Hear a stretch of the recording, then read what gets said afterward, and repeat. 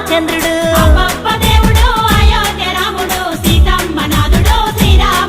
ఇక తండ్రి మాట దాటక అడవి దారి నడిచెను సీతమ్మ లక్ష్మణాథ శ్రీమన్నారాయుడు